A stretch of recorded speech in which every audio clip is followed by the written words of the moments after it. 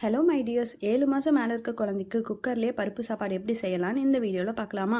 First ஒரு cooker எடுத்து அதில் கொஞ்சமாக நெய் ஊற்றிக்கோங்க. கொஞ்சம் சீரகம் ஆட் பண்ணிக்கோங்க. சீரகம் நல்லா பொரிஞ்சதுக்கப்புறம் ஒரு 10 போல் சின்ன வெங்காயத்தை பொடி பொடியாக நறுக்கி வெங்காயம் நல்லா வணங்கணுங்க. நல்லா வணங்கினதுக்கப்புறம் அது கூட கொஞ்சம் கருவேப்பிலை சேர்த்திக்கோங்க. இப்போ ஒரு சின்ன தக்காளி எடுத்து சின்ன சின்னதாக கட் பண்ணி அது கூட சேர்த்து நல்லா வணக்கி விட்டுக்கோங்க. நான் எப்போ யுகோவுக்கு சமைக்கும் போது இந்த டம்ளர் தாங்க அளவு தண்ணி ஊற்றுவேன். ஸோ இதில் ஒரு டம்ளர் தண்ணி ஊற்றி ஒரு தடவை நல்லா கலந்து விட்டுக்கிறேன். இப்போ இது கூட கொஞ்சம் மஞ்சள்தூள், குருமிளகுத்தூள், அதுக்கப்புறம் பெருங்காயம் இது 3யும் போட்டு இன்னொரு தடவை நல்லா கலந்து விட்டுக்கோங்க. நான் ஒரு மணி நேரத்துக்கு முன்னாடி அரிசியும் துவரம் பருப்பு ஊற வச்சுருக்கேங்க.